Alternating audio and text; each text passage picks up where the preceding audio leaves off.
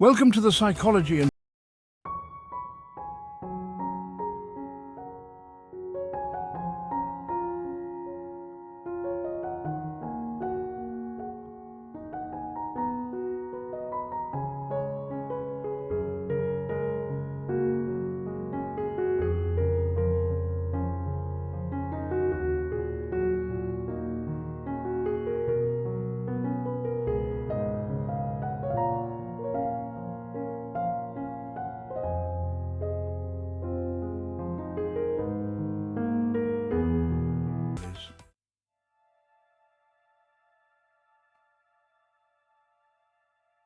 Chapter 1.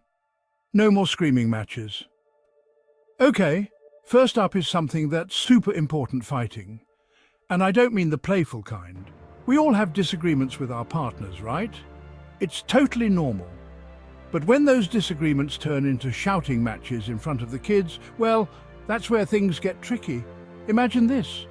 You're a little kid, and your two favorite people in the whole wide world, your parents, are going at it. It's scary, right? They might feel like they have to pick sides, or worse, that they caused the fight. Kids are like sponges. They soak up everything they see and hear. So, if they grow up seeing yelling and screaming as the normal way to handle conflict, guess what? They might just start doing the same thing. Instead of a knockdown, drag-out fight, try talking things out calmly and respectfully. Remember, you're setting the example for how to handle disagreements in a healthy way.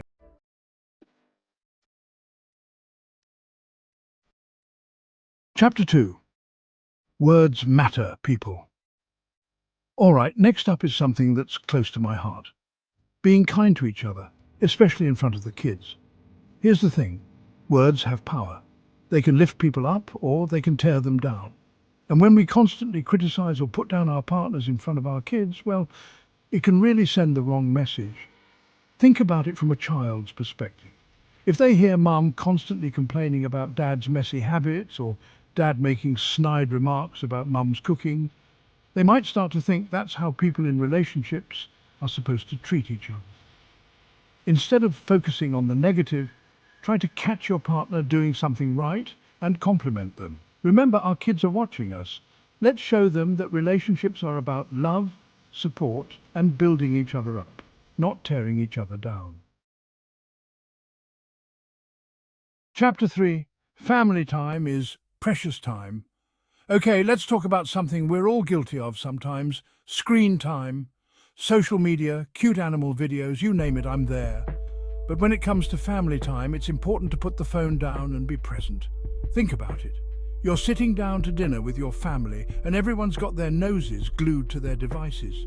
No one's talking, no one's making eye contact. It's like you're all in the same room, but you're a million miles apart.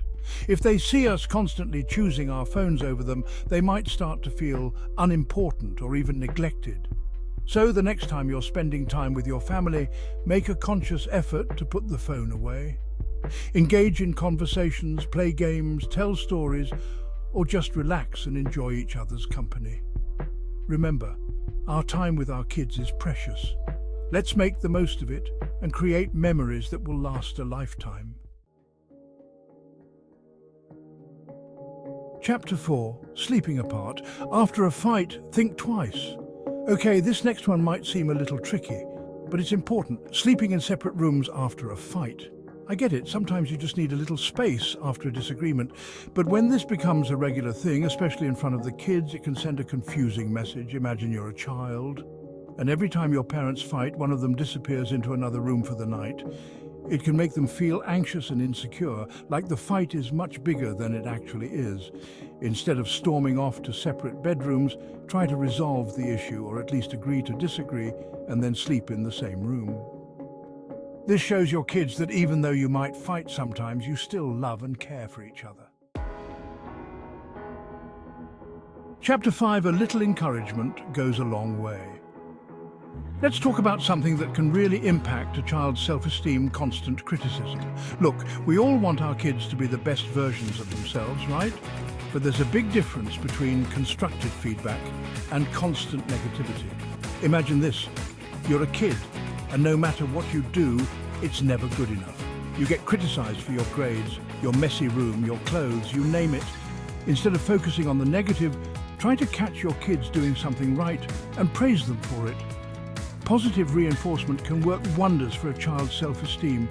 It shows them that you believe in them and that you're proud of their efforts. Chapter 6. Be a good financial role model. Okay, let's talk about something that can be a little awkward but is super important: money. Now, I'm not saying you have to be a financial expert or anything, but the way we handle money in front of our kids can really rub off on them. Think about it. If your kids constantly see you overspending, racking up credit card debt and stressing about bills, they might start to think that's just how money works. Instead of hiding your money woes, or even worse, flaunting your spending habits, try to teach your kids about responsible money management. Talk to them about budgeting, saving, and the difference between needs and wants. Remember, our kids are watching and learning from us.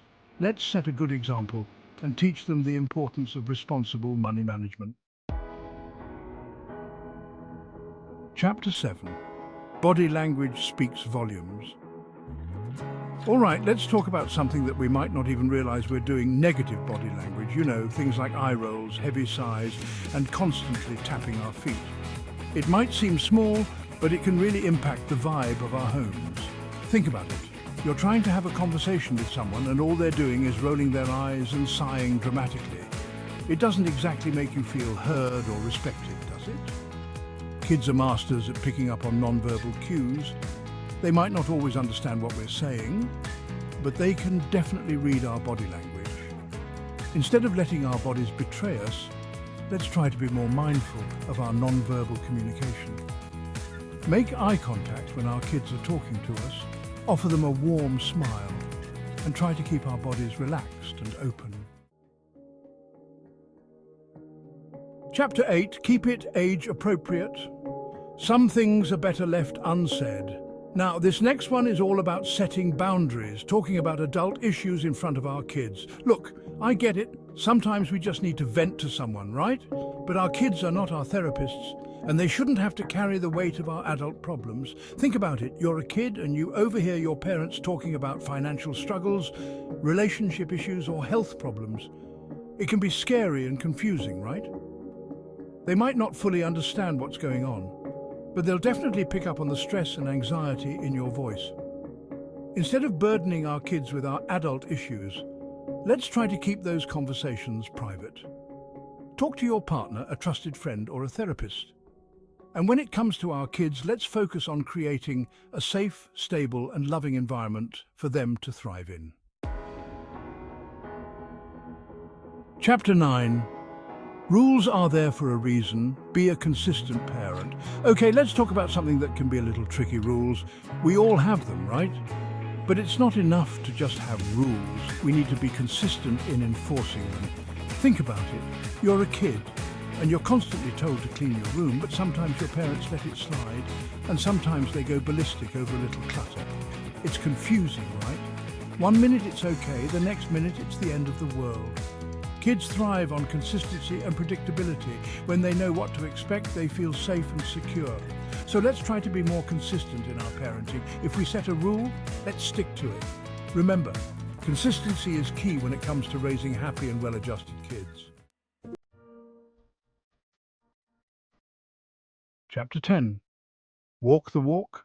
Your actions speak louder than words. Okay, last but not least, let's talk about something that's close to my heart: being a good role model. Our kids are like little sponges, soaking up everything they see and hear.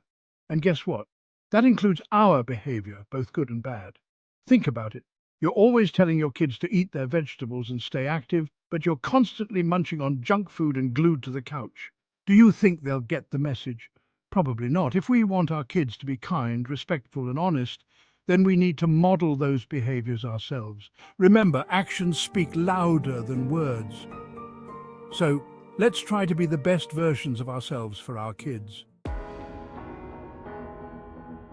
Outro! That's a wrap! So there you have it, folks. 10 things you might want to avoid doing in front of your kids.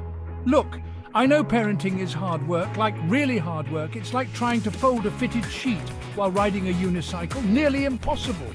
But it's also the most rewarding job in the world.